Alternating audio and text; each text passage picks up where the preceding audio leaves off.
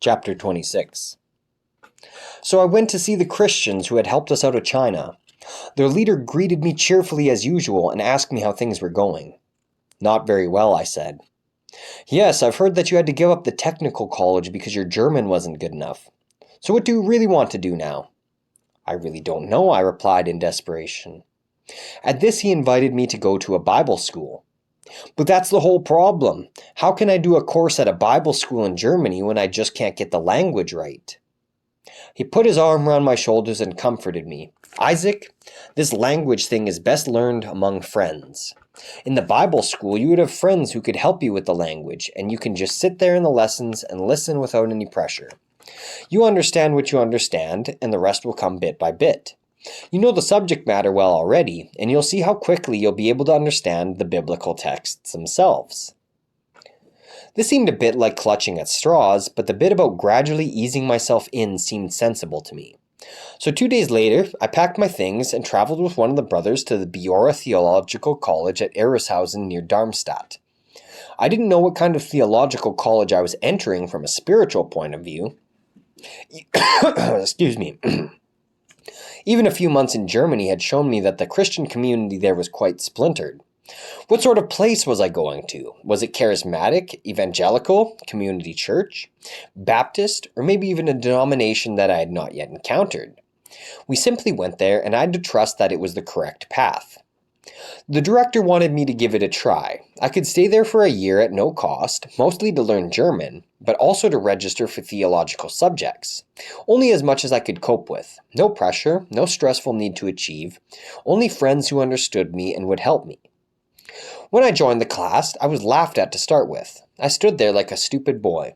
The others giggled about me and whispered to their neighbors. Today I would probably join in too, as I was wearing a Brazilian football shirt that was far too big for me. I was so proud of this shirt. In China, no one had cared about the size of your shirt. The main thing was to have a striking shirt belonging to your team. Part of the problem was that, as a Chinese person, I'm quite a lot smaller than young German people. With my short hair and long shirt, I must have looked like a 13-year-old, although I was actually 19 at the time. I tried to save the situation and greeted the other students in my very Chinese German. The result of this was that they split their sides laughing. I wanted the ground to swallow me up, but the director came over to me and said, "We've never greeted a student this cheerfully before. You're most welcome here."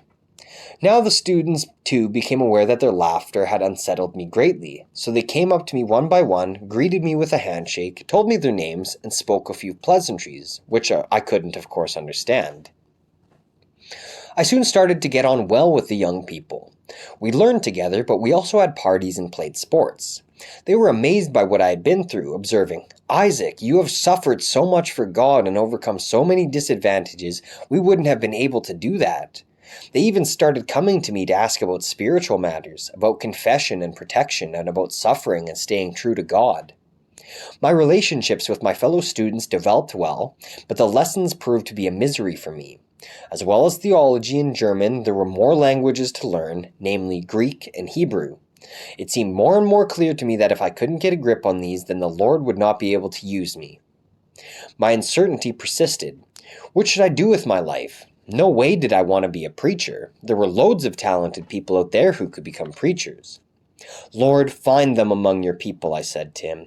"And if it has to be a Chinese person, well, Lord, there are 1.3 billion others. Choose one of them. Yet I do want to do your will." Then I met a Chinese Christian who had a top job with a Deutsche Bank in Frankfurt. He asked me, "Isaac, what do you really want to do? Don't you fancy going into banking? We Chinese are going to be the new world power, and we're going to need a lot of people with good principles and Christian values to take the lead in this. You speak German and Chinese, the main prerequisite for a great career." Bank director. I could see myself in that role. I was better than average at maths and pretty good at dealing with money. The idea took firm root in me as I took the light railway home. On the way, I had a good look at the business people in their smart suits, with their shiny black briefcases and gold watches. I could get used to the prospect of looking like that. I imagined myself sitting at a big desk in a banking firm, in suit and tie, with my own assistant and a laptop always at hand.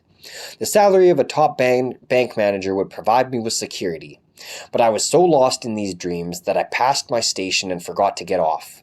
Was that a sign from God that the banking business was overstepping the mark for me, or rather for him? Naturally, there were plenty of people urging me to accept the role of preacher. Passing foreign evangelists in particular seemed inspired by the idea of seeing the son of the famous Brother Yun in the pulpits of the world. But that was not my aim. I would rather have a decent job and ensure stability and security for myself and my future family. I liked the idea of having a few of life's luxuries, which I had been deprived of throughout my childhood. The example of my father kept putting me off the thought of becoming a preacher. A life full of privatization, being on the run and being treated with hostility, which he was still experiencing even from so-called pious people in the West, and zero family life. I just didn't want that. I was so unsure about my future at that moment that the brooding pursued me even into my dreams. The uncertainty sometimes troubled me so much that I wept in secret. The syllabus at Baroa included practical training. I was assigned to go to Russia with a group of experienced Christians. We went to Moscow, to Omsk, to the superb Lake Baikal, and finally to Novosibirsk. I was greatly moved by it all. I saw countless people suffering from alcohol abuse, men, women, and even a horrifying number of young people. We saw drug addicts who looked so wild and neglected that I was actually afraid of them. But I also found that such people came to faith as a result of our gospel work and found freedom from their addictions. Ours were just simple words, only roughly translated, and yet they touched people's innermost hearts, and they threw their wretched, ruined lives aside in order to receive new life from Jesus. The local Christians were clearly very concerned about involving young people in this situation, but we flew on to gain experience of other aspects of the work. I was thousands of kilometers from Germany, but the gnawing question of my future had come with me on the trip. I'd become confused again about whether God maybe did want me to take up the saving work of evangelization. But then I reflected on how much strength I had needed for this work, and that the strain of the journey had not been inconsiderable. So was it not for me after all? Just as I had taken the problem to Russia, so now it traveled devotedly and doggedly back with me. Normal lessons continued in the Bible school, including worship each morning. I sat once again in the chapel, listened, and had only one thought. What should I do? What was God's plan for me? Soon my year would be up, and then what? I can't remember what the sermon was about that morning. It was a song that brought me salvation.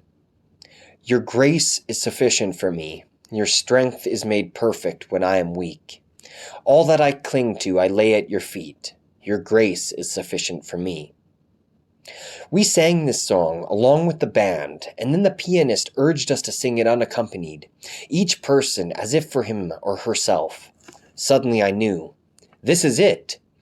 Tears came into my eyes, and I couldn't go on singing. I sank to my knees and sobbed like a child. God, I've given my life to you so often before. I'm giving it to you again today, and my whole future with it. I say yes to your will. I will become a bearer of your good news. The other Bible students were quite shocked because I didn't usually react so emotionally to things. The director, who knew of my inner struggle, called over to me softly. Congratulations, Isaac. I had finally passed the most important moment of my life.